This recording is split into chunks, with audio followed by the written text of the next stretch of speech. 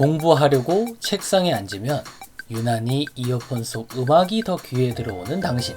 책 볼 때는 다 알 것 같은데 막상 시험을 보면 답이 눈에 안 들어온 당신.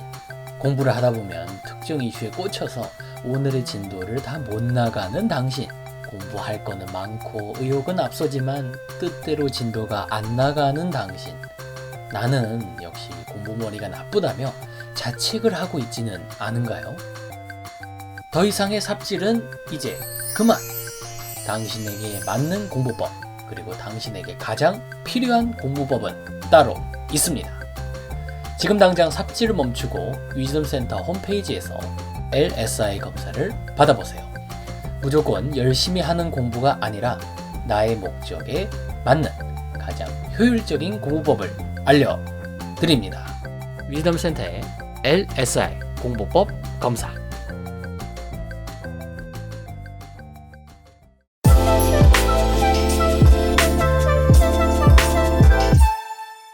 안녕하세요. 황상민의 심리상담소 시작하겠습니다. 네, 요즘에 이 뉴스에 계속 김어준 씨 출연료 가지고 그렇죠. 뭐 말이 많던데. 네, 뭐 회당 200만 원을 그렇죠. 받았네. 뭐 계약서가 있네, 없네. 김어준 씨 같으면 해당 200만 원 되게 싸다고 생각이 드는데 우리 뭐 출연료도 안 받고 방송하는 우리 입장에서는 네. 너무 우리가 다른 사람 신경을 많이 써주는 건가요? 교통방송에 김어준 씨가 벌어들이는 이익이 네.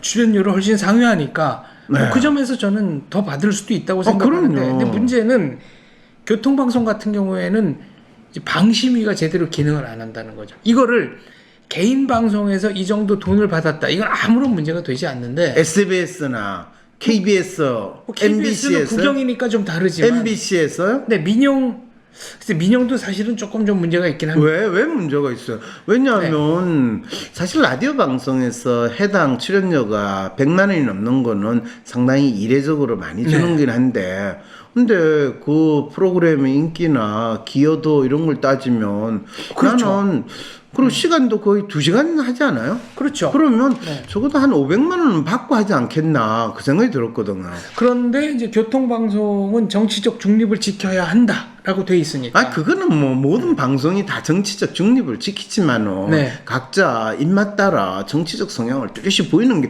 대한민국 방송의 기본적인 특성인데 그거는 별로 그렇게 큰 의미가 없는데 어쨌든 간에 이런 논란에 있어서 어떤 분이 사연을 보내왔네요. 읽어보겠습니다. 안녕하세요 박사님. 최근 김어준에 대한 일련의 일들이 뉴스에 자주 나와서 이렇게 시사 상담 편지를 보냅니다. 얼마 전 재보궐선거에서 서울시장에 오세훈이 당선되고서 보수 언론사들과 보수 정치권 관계자, 보수 논객들이 김어준의 뉴스 공장을 본격적으로 비토하기 시작했습니다. 반대로 추미애 등 민주당 인사나 친민주당 성향의 언론인, 논객들도 반대급부로 김어준 보호에 나섰고. 그렇죠. 완벽하게 김어준 이 출연료를 가지고 지금 이 패거리 싸움이 지금 벌어지고 있다 이렇게 볼 수가 있는 거죠. 자, 누구든지 이겨라 이제 우리는 응원을 해주면 되는데 아마도 대선을 앞두고 친민주 성향이 강한 김어준을 공중파에서 쫓아내는 것이 혹은 지켜내는 것이 자기 당에 유리하다는 계산이 섰기 때문이겠죠. 그렇죠. 정치인들은 물론 그 당을 지지하는 지지자들도 자신의 정파에 맞춰 김어준을 때리거나 지키고 있습니다. 박사님, 저는 나는 꼼수다 시절부터 그 전부터 김어준이 출연한 방송을 봤고 박사님이 김어준의 방송에 출연한 것을 계기로 황심소를 알게 됐으며 지금도 예전만큼은 아니지만 김어준의 방송을 보고 있습니다. 지금 황심소 보시느라고 김어준 방송을 간간히 본다는 이야기네요.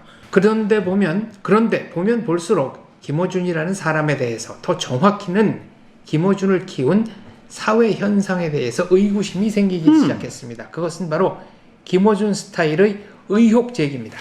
의혹 제기. 네. 김어준이 방송 경력도 굉장히 오래됐고 그동안 너무 많은 의혹을 제기해서 그의 모든 의혹들을 제가 다 이 사연에서 다 논의할 수는 없을 것 같습니다만 하지만 개표 부정에 대한 얘기는 너무나도 전형적인 그리고 너무나도 대표적인 현상이라 짚고 넘어가지 않을 수가 없네요. 그렇죠. 사실 김어준의 의혹 제기는 그냥 본인의 성향에 또는 본인 패거리들의 어떤 이게 조금 불편하면 무조건 의혹부터 제기하고 아니면 또 말고인가요? 그렇죠. 아니면 말. 그리고 또 그거를 합리적 의심 뭐 네. 이런 식의 단어를 갖다 붙이면서 보통 우리가 의혹을 제기하는 게 아니라 문제 제기를 하지 않는 사회에서 나는 특별한 통찰이 있기 때문에 이런 문제 제기를 한다라는 그런 인상을 대중들에게 심어준 것도 사실이고 그렇죠. 그리고 모든 사람들이 좀 무서워하고 또 벌벌 떨 때 내가 나서서 의혹 제기를 하니까 나는 좀 더 정의감이 불타는 영웅과 같은 인물이지 않겠는가 이런 인상을 준 것도 사실이죠. 대중들에게는 남들이 모르는 고급 정보를 특수한 경로를 통해 입수해 그것을 언론을 통해 얘기한다. 이런 이미지까지 생겼어요. 그렇죠, 그렇죠. 그런데 뭐 특수한 경로는 저 하수구, 시궁창 이런 걸 통해 가지고 얻은 경로기 때문에 냄새가 좀 많이 나요. 그런데 그건 그렇고 2017년에 대체 뭐 네. 무슨 일을 벌인 거예요? 2017년 김어준은 박근혜 대통령이 당선되자 개표 과정에 부정행위가 있었다며 이걸 주제로 한 영화까지. 그렇죠. 네, 더 플랜이라는 이 영화는 개표 과정에서 외부의 개입으로 인해 대선 결과가 조작될 수 있었음을 골자로 합니다. 그래서 근데 이거는 2000 몇 년부터인가 하여튼 대통령 선거가 끝날 맞아요. 때마다 선거가 끝날 때마다. 네. 근데 참 웃긴 게 이 김어준이 더 플랜 운운하면서 업무론을 제기하기 전까지는 이 나라 정치인이나 정치 시스템에 대해서 우리가 의구심을 아무리 가져도 부정선거, 조작선거라는 일은 4.19 이후로는 그렇게까지 심하게 안 나왔거든요. 그렇죠. 유신 시대 때 네. 투표할 때 박정희 시대 때는 여전히 뭐 부정선거, 조작선거라는 게 있었지만 사실 민주화되고 나서는 그런 의혹을 제기하는 것조차 조금은 쪽팔리게 생각했는데 네. 김어준 씨가 더 플랜 주장하면서 이 개표기 뭐 조작설부터 네, 시작해서 프로그램 조작설. 네, 온갖 그 이야기를 하니까 또 이 김어준 씨가 또 본인 대학교 다닐 때 컴퓨터 또 좀 전공했다고 네. 하는 또 그런 게 있어가지고 한번 나도 직접 이야기를 듣다가 이 친구도 참 지금 심리 상태가 보통 아니구나 이런 생각을 했어요. 그런데 가장 놀라운 건 2020년 4.15 총선에서 민주당이 압승을 거두자 이번에는 보수 정치인, 보수 유튜브 일각에서 개표 부정을 주장하는 사람들이 나오고 그것도 이제 민경욱 전 의원. 예, 강용석 같은 변호사. 사람들 네. 이런 분들이 이야기할 때 결국에는 자기가 처한 상황을 있는 그대로 인정하기 싫고 자기의 삶이 지금 엄청난 큰 변화의 소용돌이 있다라고 느끼는 인간일수록 세상을 부정하고 싶은 마음을 개표 부정이라는 걸로 주장을 하는구나. 그리고 과거에 김어준 씨도 그런 마음에서 영화까지 만들었어. 영화까지 만들었어. 2020년에 이거 4.15 총선에 대해서 부정이라고 영화는 안 나왔나요? 민경욱 씨가 만든다고 그랬던 것 같은데. 영화는 아직 안 나온 것 같은데. 그렇군요. 그런데 이제 4.15 총선에 관련해서 김어준 씨는 부정선거 얘기를 전혀 안 하죠. 안 하죠. 우리 편이 이겼는데. 우리 편이 졌을 때만 부정선거 그렇죠, 얘기를 그렇죠. 하는 거예요. 그러니까 그거는 또 여당, 야당 가리지 않고 진보, 보수 가리지 않고 대한민국의 하나의 트렌드가 된 거야. 우리 편이 지면 네. 무조건 부정선거라고 우기자. 이게 이제 뭐 심지어는 또 사실 개표 과정에서 문제가 있어서 부정선거다 이래버리면 그동안에 내가 했던 모든 노력들이 부족했다. 뭐 홍보 방법이 잘못됐다. 그렇죠, 홍보를 그렇죠, 잘못 세웠다. 그렇죠, 그렇죠. 이런 책임감으로부터 자유로울 수 있거든요. 그렇죠, 그렇죠. 그래서 2002년에 노무현 후보가 대선에 당선되자 한나라당에서도 개표 과정에서 뭔가 오류가 있을 것 같다며 재검표를 요청했고 진짜로 재검표를 했는데 노무현 당선이 맞다고 법원이 확정하면서 한나라당은 노무현의 당선을 인정하지 않을 수가 없었습니다. 근데 더 재밌는 건 한나라당은 인정을 했으면서 그 다음에 그거를 도저히 인정할 수 없다 해가지고 탄핵이라는 방식을 또 사용을 한 거예요. 그렇죠. 그런데 그거를 또 이 헌법재판소에서 기각을 하는 바람에 그 시도가 안 됐거든요. 네. 그런데 그와 똑같은 일이 이게 반복이 되는 거예요. 그렇죠, 그렇죠. 이게 거슬러 올라가면은 87년 대통령 선거 때, 그러니까 이제 유신 헌법 이후에 70년인가 71년에 대통령 선거 직선제가 있고 처음 열린 게 이제 87년이잖아요. 그렇죠. 이때 평화민주당의 김대중 후보가 3등이었는데 네. 개표만 공정하게 됐으면 내가 당선이었다라고 그렇죠, 주장했습니다. 그렇죠. 그러니까 민주화가 되면서 실제로는 누구도 자기의 패배를 인정하지 않고 끝까지 개기고 끝까지 이슈화 심어야지 내 억울한 것이 풀릴 거다라는 마음으로 우리가 선거에 임하고 있다는 거죠. 그리고 최근 미국에선 바이든 대통령의 당선을 두고 개표 부정을 제기하는 사람들, 주로 트럼프 지지자들이 있더라고요. 그동안 미국에서 벌어진 일이 시간이 지나 한국에서 벌어지는 줄 알았는데 이젠 한국에서 벌어지는 일이 미국으로 역수출되다니 한국이 확실히 선진국의 반열에 오른 모양입니다. 그렇죠. 박사님, 사회적으로 발언권이나 영향력 있는 어떤 사람이 특정한 목적이나 의도성을 가지고 거짓 음모론도 불사한다면 그럼 다수의 합리적인 시민들이 그들을 제지하고 좌우, 보혁, 보수 진보를 막론하고 그 사람들의 말에 더 이상 귀를 기울이지 않아야 하는 것 아닌가요?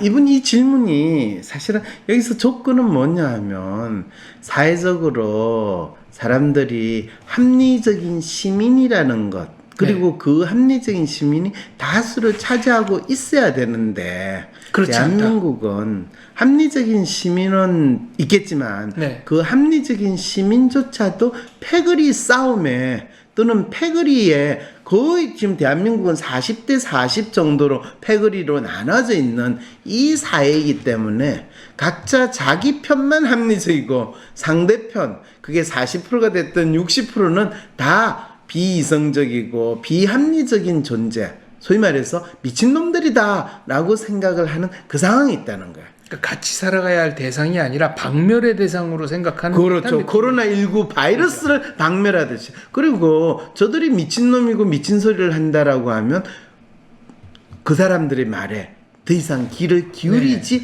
않는 행동은 일어나고 있다는 거죠.